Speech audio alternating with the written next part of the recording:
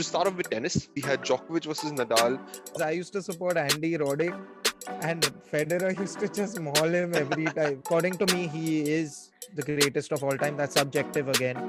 Yeah. One guy was going into scientific rubbish saying that, oh, bro, in the night time, the ball will go slower and that doesn't suit Rafa's game and all this rubbish. And Carlos Alcaraz coming up.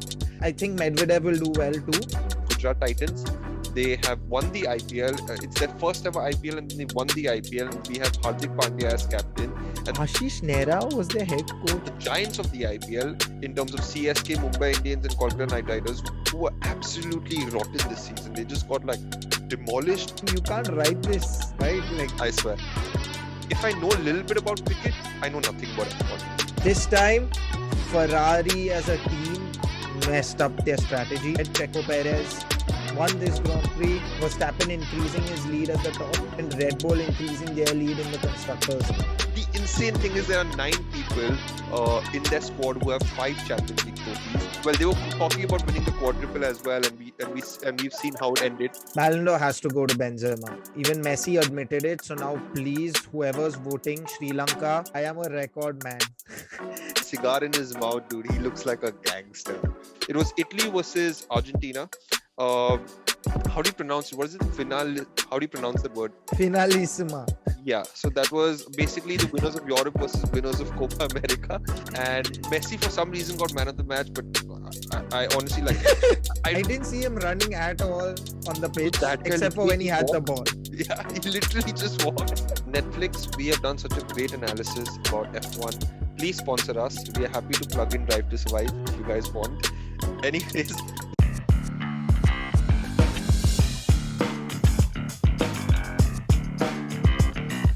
Hi guys, and welcome back to an all-new episode from All About Sports, the podcast, a podcast for the fans and by the fans.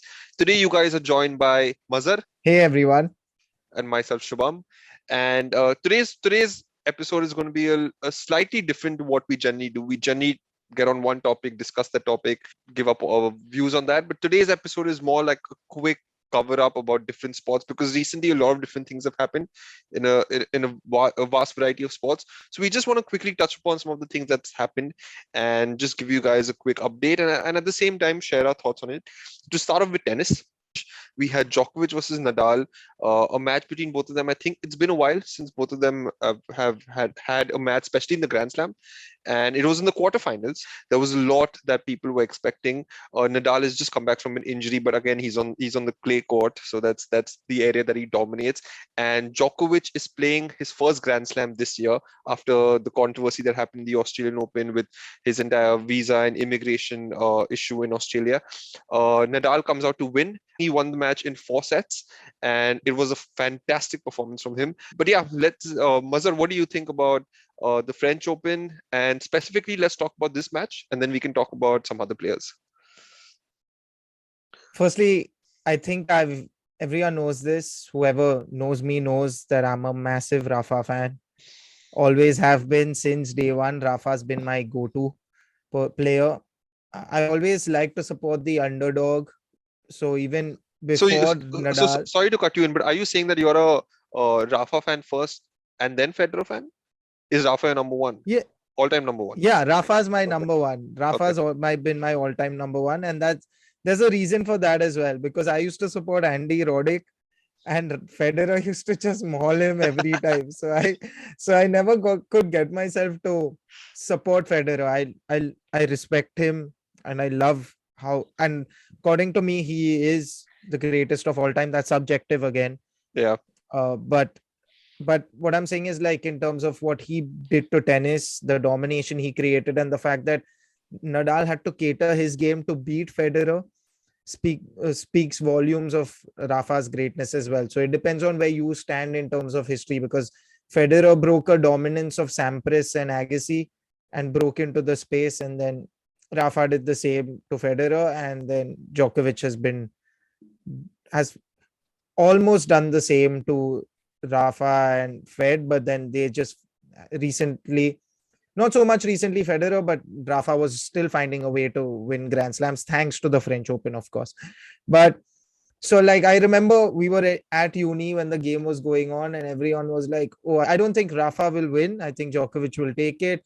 So one guy was going into scientific rubbish saying that, "Oh, bro, in the night time the ball will go slower, and that doesn't suit Rafa's game," and all this rubbish. And I was telling him that, like, you realize Clay is the slowest court on the tour, so if at all, if it gets slower, it's going to benefit Rafa. And then I couldn't bother arguing because sometimes logic is flawed as well for some people. But but but coming back to the main point, I thought Rafa had a terrific game. Honestly, I think Djokovic did well to take it to the fourth set. I honestly thought Rafa will win it in straight sets before the game. It's just the supreme confidence that I have in Rafa's ability on the clay court.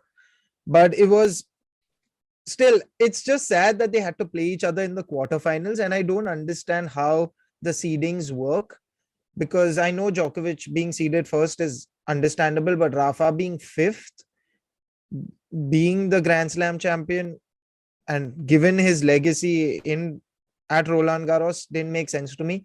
And also, if you have first versus fifth in the quarters, how does that add up, right? In terms of the way they create the draw. So I was quite disappointed in that because it was kind of anticlimactic. Now it's like, now the only way, according to me, Rafa loses is if he has a blunder or has a bad day.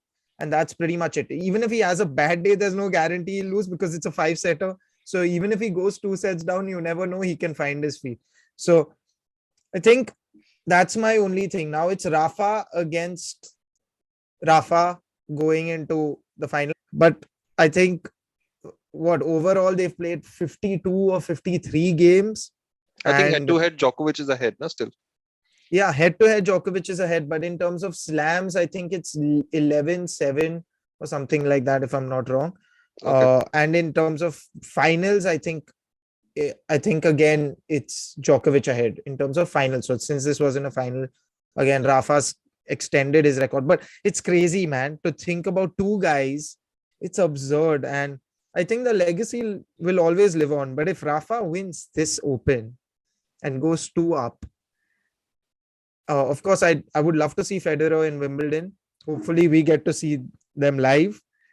Again, that's hoping against hope in a lot of ways, but like it'll be absolutely enthralling going into that with Rafa being 2 ahead of Djokovic and Federer. And then there'll be pressure on Djokovic as well, because then he knows that he has to win this, because then it's 1 more year going by, and even Djokovic is not going to get any younger. Yes, he has 2 years more over Rafa, but I think that's why this game was significant purely for the legacy that Rafa can also still extend. And I mean, 14 Roland Garros it'll be then. It's insane.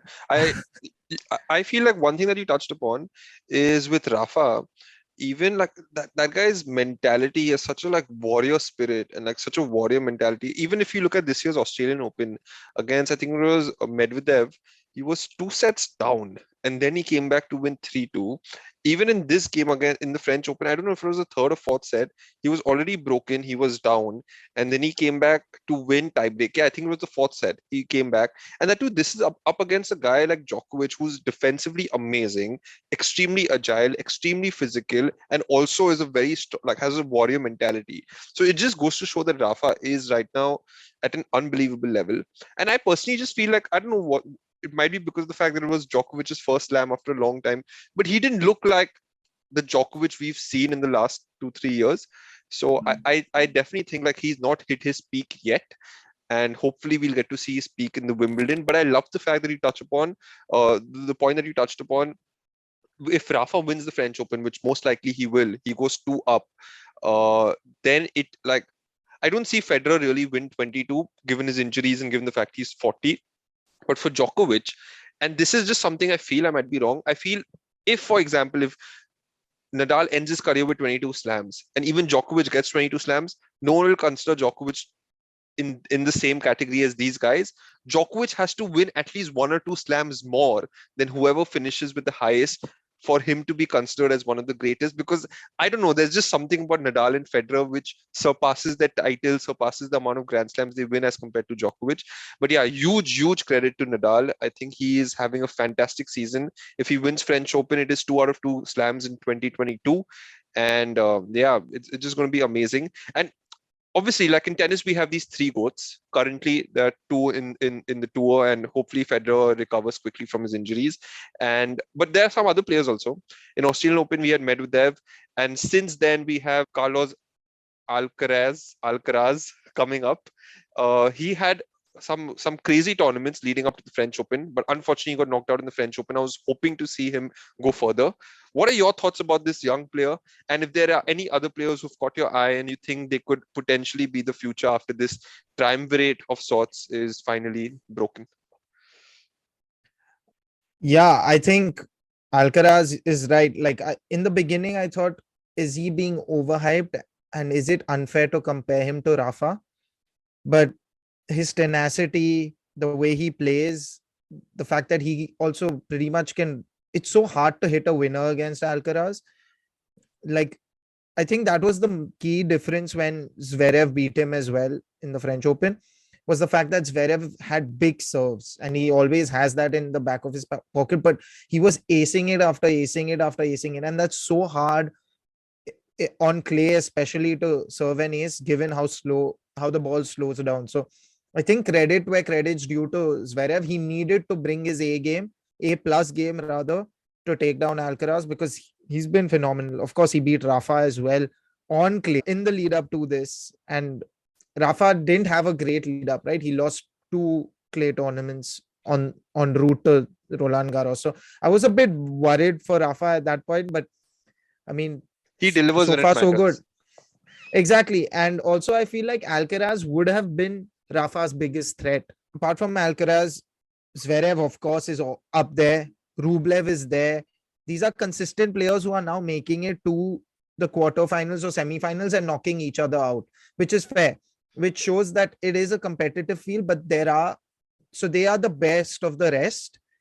And then there's a clear gap below that. So I think Zverev, him, I would still like to see Dominic Thiem come back and perform. He's been pretty underwhelming for me. Alcaraz is a name which came up from pretty much nowhere all of a sudden. Medvedev still has it in him. I still think Medvedev's a phenomenal hardcourt player. So I would definitely tip him to challenge on that. Cilic just seems to find ways to win as well, upsets opponents. Though, according to me, I think he's always underperformed. So I think I wouldn't want to rule him out as well, because eventually you don't know, if it goes to 5 sets, Cilic may have it in him to also beat some of the names. So lots of people to look out for. But for me, I think still I would keep an eye out for Sasha Zverev as an overall player in terms of across courts. I think he can do well on grass as well. I have my doubts over the rest. I think Medvedev will do well too.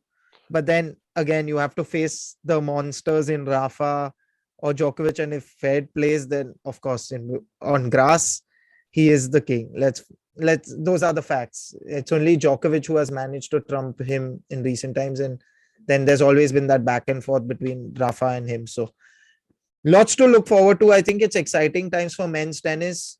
Women's tennis again is finding its feet. I think that's something that I think men's tennis needs a few players to now stand up and start delivering as well. And once that happens, I think tennis on an overall basis will be absolutely amazing going into this next phase as the big three reach the ends of their careers. Yeah, I do think that obviously to wrap up the tennis update, it quite likely seems like it's going to be Nadal's year. Like Mazhar rightly said, it has to be a major screw up from Nadal, which that guy has far and few in between. Mazhar, I know you think Nadal is going to win, but the question to you is, in how many sets? Rafa straight sets. Got to be. Interesting. Sounds good. Anyway, so that was our tennis stuff. Moving on from tennis, we haven't spoken about the IPL, and I think this was perhaps an IPL, a 10-team IPL after some time. I think there was once before, but then those two teams got cancelled out. So now this is another 10-team IPL with two new entries with Lucknow and Gujarat. And we have Gujarat. I think that their full form is Gujarat Titans. They have won the IPL. It's their first ever IPL, and they won the IPL. And we have Hardik Pandya as captain. And they've honestly, I think they've been exceptional in their group stages. Also, they were winning like almost every single game. I think they ended up first in the group, and then they went on to win the IPL. And we have the giants of the IPL in terms of CSK, Mumbai Indians, and Kolkata Knight Riders, who are perhaps the teams who have won the most IPLs or have also made it to the most finals, who are absolutely rotten this season. They just got like demolished. I think they finished last three on the table. They just didn't have a good IPL. But yeah, we will probably have a more in-depth IPL episode coming very soon. But just to briefly touch upon, Mazhar, your thoughts on the performance of Lucknow and Gujarat, who obviously have performed very well. But if you have any standout players, let us know. And quick, brief thoughts on why do you think CSK, Mumbai Indians, or KKR had such a bad season? Firstly, Gujarat, I think it's rare, Shubham, that the team that finishes first in the table wins the IPL. So I had my doubts because Gujarat finished first if they'll pull it off, but credit where it's due. Ashish Nehra was their head coach or whatever, bowling coach, or I think head coach. But the point is, Nehra led Gujarat to the IPL title in their maiden year. I mean, you can't write this, right? Like, I swear. Credit to Pandya as well. He was consistent, 50 after 50 after 50, played well. I'm not sure about what impact he had as a captain on the pitch because he had senior players supporting him. But David Miller, man, I thought he was washed up. I'll be honest. I thought he was done. And when Gujarat bid for him and his price went up, I was shocked. I was like, why him? He's had a torrid time in the IPL in the last 3-4 seasons. Wasn't performing, wasn't delivering. I really thought he'll go unsold. And he made me bite my words for sure. Amazing performance all around. Shubman Gill, I think, deserves a lot of credit. All successful teams in T20 cricket need an opener who performs on a regular basis in their own way, keeps the scoreboard ticking, doesn't lose his wicket, is there through the power play all the time. He was consistent in that sense. He's not a slogger. He plays cricketing shots, but he doesn't really play slowly as well. He was striking at over 120 on a regular basis. And being an opener against some of the world's top bowlers is hard, especially at that young age of 22, 23. So I think he did a phenomenal job. So all around, I think Gujarat just their strength and depth in batting carry them. And then when you have Rashid Khan as your spinner, the team was too strong. Gujarat did amazingly well in the auctions. And I think the owners deserve credit in that sense for finding the right people and making a team. It's a lot of things. Like, I think ownership in the IPL is important simply because you are the ones putting in the money. So at the end of the day, yes, you leave the coaches to do the bidding, but you are the one who also has to greenlight the signing, right? To approve that X or Y is worth 12 crores, 15 crores, or whatever it may be. Yeah. That's where I think Mumbai flopped majorly. Mumbai put all their eggs in one basket, being the only Jofra Archer. Now, I understand why they took that gamble, because they wanted to have the two best bowlers in the game spearheading the attack in Bumrah and Archer. The problem is Archer is barely ever fit. So I don't have a problem with you taking a gamble on that, but they left everything for the end moment for Archer, and that cost them. Also, they overpaid for Ishan Kishan majorly. I don't think they needed to be that desperate to retain him. I think he still has a long way to go in terms of his international career. I also think that, yes, I know he was the under-19 captain and he's had a few good performances for India, but it's a whole different ball game when you have a price tag attached to you. subconsciously, even if it doesn't matter to him, subconsciously it definitely affects you. He was the most expensive pick this IPL. That he flopped. Mumbai altogether flopped because I don't think they had a strong enough team. It was literally just Surya Kumar Yadav who was performing regularly. Rohit Sharma historically has not been great in the IPL, so it doesn't help. He's a great captain, a great leader in that sense. I think he knows how to set fields. I think he makes good bowling changes. So I think Mumbai flopped because of that. Additionally, KKR and Chennai, I think Chennai were unfortunate and unlucky. What happened was Devin Conway didn't play the first few games of the season, actually half of the season, more than half of the season, because I think because of his marriage. I would only want to assume that was the reason he didn't play. And the other problem was their two strike bowlers were injured. So Deepak Chahar was out throughout, leading wicket taker for them. Then Adam Milner, who was their expensive buy as well, and a proven fast bowler in the T20 format, he was injured too. So they didn't have those replacements. So then they always struggled in the bowling department. They also let go of Shardul Thakur because the bids went too high. So I think that cost Chennai, the bowling department. And for KKR, I never thought that they were also, they looked a very disjointed side. I didn't think they did well in the auctions as well.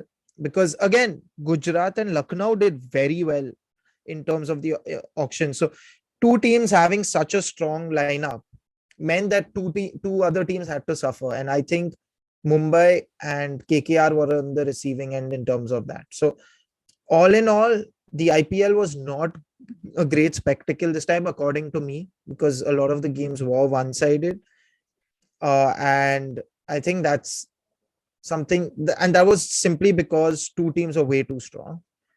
And the middle of the pack, some of the teams were good. RCB were decent, but again, never really up to that level. Delhi underperformed this time. So yeah, and you know, Shubham, both of us sitting here and including Gui and Krishnan were not the biggest IPL fans. So it was hard to watch, to be honest. But I do definitely have to say that I was amazed by Gujarat. I was impressed by them. And yeah, let's see what happens next year. Yeah, even for me, like obviously I'm not much of a cricket person, but to see two new teams come and dominate the way they did, and for Gujarat obviously to go and win it, definitely I think everything that you said in terms of right from the auction stage up until execution and winning the trophy, that they have done the correct things. And for all our viewers and listeners, we will have a more in-depth IPL episode, like I mentioned, coming up soon. Now moving on from cricket, let's talk about F1. We had the Monaco Grand Prix that just happened recently. If I know a little bit about cricket, I know nothing about F1. So this, I will just let you take away, Mazhar. What happened out there? Who won? Your analysis, your thoughts. Just like a brief update about F1. So, like Fuzel said, everybody is a Ferrari fan. So Ferrari seemed to have the perfect weekend. Of course, Charles Leclerc was finished on top in qualifying in his home Grand Prix. He is Monegasque. So, but the jinx for him or the curse for him continues, because that's twice in a row where he finished on top of the podium, 2 years in a row, and both times something happened. Last season, his crash was pretty bad in qualifying after he set the fastest lap, that he couldn't get a replacement car in time. So then he had to start from the back of the grid. This time, Ferrari as a team messed up their strategy. So that cost Leclerc he was in first position looking comfortable, but they just messed up in terms of the strategy and Red Bull trumped them. In the end, Red Bull went off ahead. Checo Perez won this Grand Prix. Sainz finished second. So, and then because of this complete blunder by Ferrari, Leclerc finished outside the podium and he ended up fourth, and Verstappen took third. So that what that led to is Verstappen increasing his lead at the top, and even Red Bull increasing their lead in the Constructors' Championship. So failure in terms of strategies for Ferrari, and I think Leclerc is just a bit cursed. He needs some luck from somewhere to go his way. I think he's had a phenomenal season up until these last two races. He had his first DNF the race before this in Spain, and now just ended up fourth. So great race, but Monaco, I still have my doubts. I'm not sure it should be on the calendar, because it should be on the calendar simply because of the glitz and glam, but the state of the track looked terrible. So I think that's something that needs to be looked at. But what a weekend in general for sport. And yeah, so that's about it for F1. Netflix, we have done such a great analysis about F1. Please sponsor us. We are happy to plug in Drive to Survive if you guys want. Anyways, that was our quick F1 update. And now moving on to a sport which I truly enjoy, and I would like to believe I know a decent amount of, is football. In football, to start off with, the Champions League, we have Real Madrid, who've won their 14th Champions League, obviously, which is record breaking because there's no other club in the world who've done so many. I don't think there's any other club who has like double-digit Champions Leagues as Real Madrid. The insane thing is there are 9 people in their squad who have 5 Champions League trophies. Obviously, not counting Ronaldo now, but still, overall players who played for Real Madrid, 9 of them have 5 Champions League trophies, and they defeated Liverpool 1-0 with a goal from Vinicius. And the most important thing is Real Madrid had one of the most insane and tough build-ups to the final. In the round of 16, they had PSG. Amazing comeback, they win. Chelsea quarterfinals, again a comeback. Man City, again a comeback. And well, Liverpool, they took the lead and they won the game.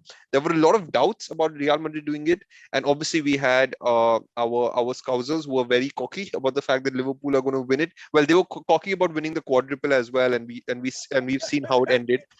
They won the 2 Mickey Mouse trophies, so as to say. But anyway, your thoughts on Real Madrid's amazing feat of winning the 14th Champions League trophy, and do you think it's Ballon d'Or is going to Benzema? Ballon d'Or has to go to Benzema. Even Messi admitted it. So now, please, whoever's voting, Sri Lanka and all of those other countries, whoever, I know no one's going to listen to this, but still, it has to be Benzema. It's got to be someone from Real Madrid at least, okay? Like, even if you want to vote Vinicius just for that final goal, vote him. But it has to go to a Madrid player. Phenomenal season for Benzema. And more than anything, I love what Ancelotti said. I am a record man. And I think that was just icing on the cake. Don Carlo is that picture after he won the league with the cigar in his mouth, dude. He looks like a gangster. He is a gangster, but amazing. Best feeling ever to see Madrid winning against all odds. Faith in history, and like the final was great because we saw 2 teams with legitimate history in the finals. So that was good. What I loved about it is it restores your faith in football as well. And royalty. It was a royal final. It would have been like the perfect final is obviously you would say Madrid Barca or Madrid United, ideally, or Liverpool United. Then that is footballing royalty that we talk about. But Liverpool and Madrid is again pretty royal as well. They have 20 Champions League titles between the two of them. So yeah, amazing feat for Liverpool as well. As much as people will say that they only ended up with 2 trophies, Mickey Mouse. They played the maximum number of games in a season that a team could have played at the highest level. 63 games, unbelievable. But I'm very happy with how this season has ended and the football season has ended. Yeah, absolutely. I think it's been a crazy football season, and one thing that I think it should be a case study with Real Madrid, because Real Madrid lost Ronaldo. According to me, the greatest ever player, at least in terms of goals. They lost Ramos, they lost Varane. are going through an economic crisis, but at the same time, the way they've strategically rebuild their squad with let it be, and also Bale, he hardly plays. Isco is again out of the squad, but they managed to maintain that center mid with Casemiro, Cruz, Modric, and added Alaba on a free. They've got Vinicius, and they've just built up such a fantastic squad within like 2 seasons or 3 seasons. Mbappe ditched them. Mbappe Mbappe ditched ditched them. them, but these guys are just they're a force to reckon with, and they're a force that's unstoppable. So that's Champions League for us, and hats off to Real Madrid. And quickly moving to a match that has just recently happened, guys, we have also shot a vlog for that. That's our second ever vlog. The link will be in the description below. That there's a short teaser, and a full vlog is coming up soon. It was Italy versus Argentina. Um, how do you pronounce it? What is it? How do you pronounce that word? Finalissima. Yeah, so that was basically the winners of Europe versus winners of Copa America, and Argentina happened to win it. And Messi, for some reason, got man of the match. But I honestly like, I don't even understand if there's a point bringing it up, because Messi even won the 7th Ballon d'Or for doing nothing. But anyway, your thoughts on Shubham. Sena? No, go ahead. Go ahead. No, just your quick thoughts on the first ever Finalissima 2022 and Argentina winning it, and yeah. Messi had 2 assists, Shubham. I think that sums up the case in the end. But yeah, I didn't see him running at all on the pitch, except for when he had the ball. Yeah, he literally just walks. But it doesn't matter, right? At the end of the day, 2 assists, they won. Di Maria, the snake, with a chip shot goal. Credit where it's due. Yeah. That was on our end also. Yeah. But the Argentinian fans were electric. What an experience. Getting back from Wembley was a pain in the ass. Yeah, but everything else was good. Else was good. Just recommend people, if you go for a match to Wembley, probably just try to book a hotel well in advance and stay the night there if it's an evening game. Because there's no way you are going to get home comfortably. 90,000 people leave the stadium. So just a pro tip in a way. No, absolutely. But yeah, guys, I think this is the episode. This is the podcast. It was just about getting a quick cover up on some of the sports that's happened, on some of the events that's happened. Please stay tuned for our upcoming IPL analysis and an entire vlog on the Italy versus Argentina match that just happened recently. Please like, share, subscribe, comment. Let us know if you guys want us to cover any other topic, and we shall see you all again very soon. Take care. If you like this episode, make sure to leave a like and share it with anyone else who might be interested. You can also subscribe on any social media platform that you prefer, and all our links are in the bio. We also have a website with all our episodes as well as blogs and a whole lot of other sports content, so make sure to check that out as well.